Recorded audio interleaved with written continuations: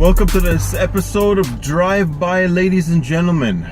Now, in this episode, I'm going to be talking about deployment systems. What most martial arts people do is that they get into their training hall, and then their weapons are out, everybody's happy, they're doing their drills, and then they go home. That's usually what happens in every martial arts school I've ever gone to, except for every martial arts school I have ever gone to is like that. But unfortunately, the reality on the street is a completely different thing. And the reality on the street is that you're probably not walking around with your machete or your knife or your stick or your Glock in your hand, waltzing around downtown Manhattan or Tokyo or any other place you happen to live. That's probably the reality. You're not going to be going around like that. So that means you're going to have to effectively deploy your weapon system before you're able to actually use it. Now, that being said, most people don't train like that, unfortunately, but that's the way that you actually need to train, because the most important part of your training is being able to, with a weapon, that is, the most important part of your training is to actually be able to deploy your fucking weapon. I mean, so many people are training endlessly these drills, but they never train to actually access their weapon. But what is the point? Because you see, in any situation that you have, any combat situation, there's always a precursor to that problem.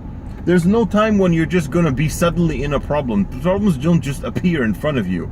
There's going to be a precursor to that problem. And that precursor is what you need to think about.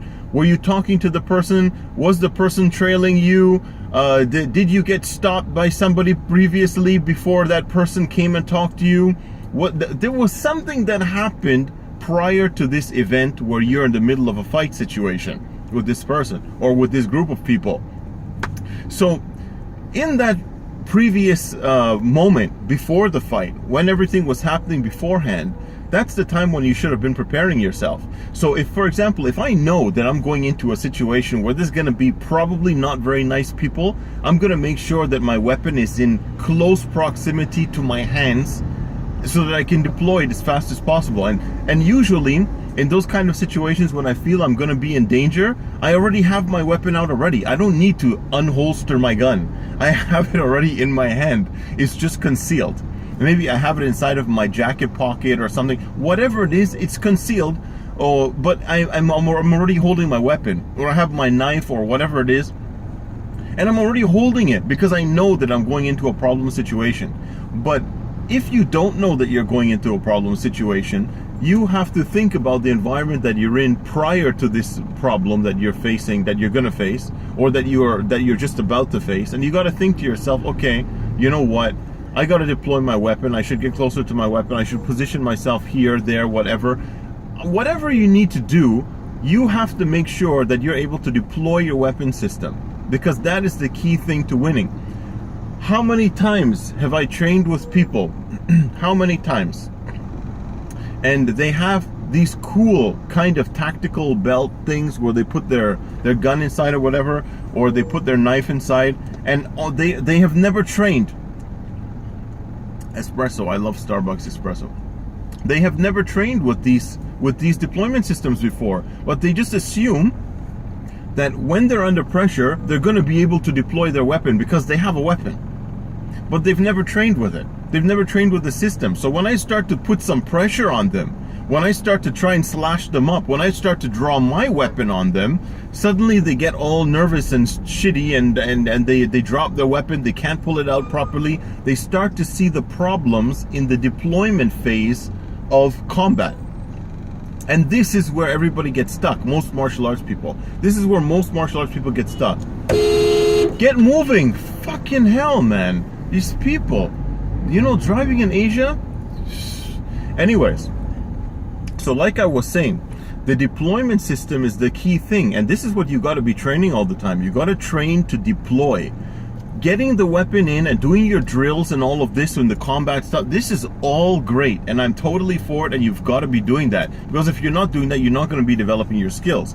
But one of your primary skills for survival is that deployment system, and you have to make sure that deployment system is running well.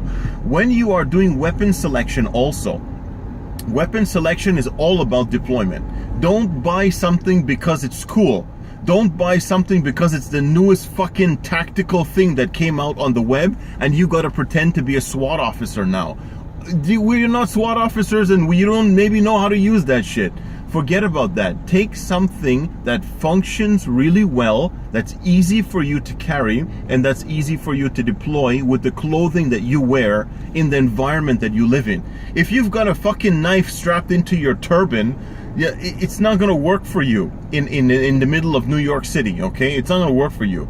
But in Sudan, where we all wear turbans, okay, no problem. It's gonna work just fine.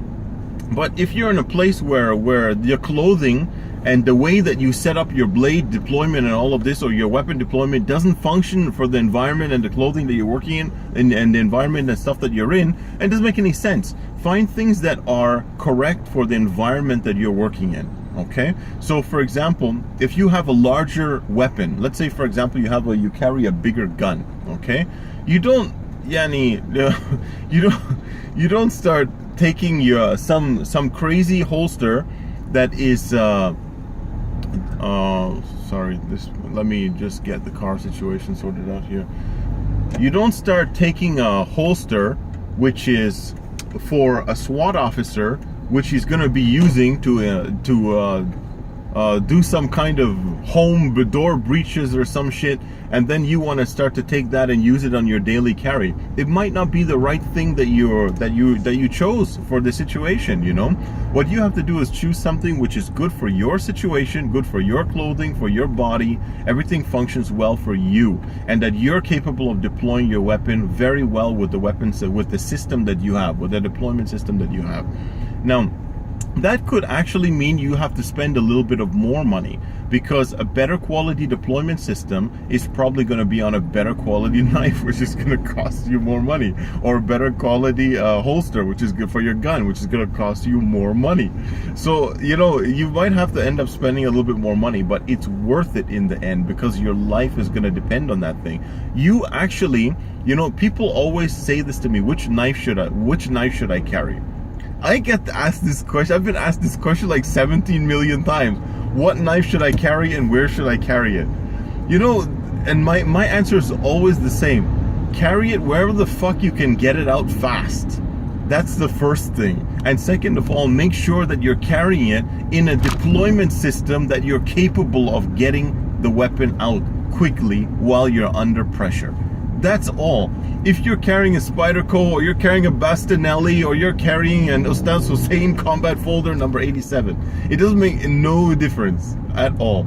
Because when that blade goes into the person, they're gonna feel it the same way like they felt the Spyderco, and they're gonna feel it the same way like they felt the cheap knife from China for $1.99. It doesn't make no difference. But the difference is the deployment system. That's why kitchen knives, I've said this many times before, kitchen knives are the most common killing weapons and fighting tools when it comes to edged weapons and in civilian environment. Kitchen knives are the most common fighting weapons because people have easy access to deploy the weapon, and it's easily brought out in the middle of an angry maniacal rage when the guy wants to kill somebody. It's easy just to pull out a kitchen knife, or take your paring knife or whatever you got handy that you're cutting your fruit with, and start stabbing somebody with it or slashing them with it. That's why it's the most common weapon. It's not the fucking tactical knife for $400. That's not the most common weapon, okay? The most common weapon that I've seen in the ambulance that victims always end up with in their eye or in their nose or in their ass or in their back is a kitchen knife. So, you know, people, you got to start getting your priorities straight. The priority is deployment. The priority is deployment. The priority is deployment. So focus on deployment and getting that shit out and getting it into the action as fast as possible. And forget about all that fancy tactical stuff, because that's secondary. And if you like the knife and it's cool and it's a tactical knife, good on you. But if it has a shitty deployment system, don't buy it, regardless of whose name is stamped on it, regardless of how cool the fucking guy in the picture is. Don't buy it. Don't buy it. It's better that you carry a kitchen knife from the house for $2.99 that you can easily deploy, and you just keep it in your keep it wrapped up in a piece of paper sheath and keep it in your pocket, that's probably going to be more effective than having a $300 tactical knife which you cannot deploy. Okay, so forget about that shit. So take my advice on that, take it to the bank, because deployment is key to victory, not all of the fancy weapons that you can buy for a lot of money. Deployment is the key. And then start looking, okay, I'm looking at this company and this and that.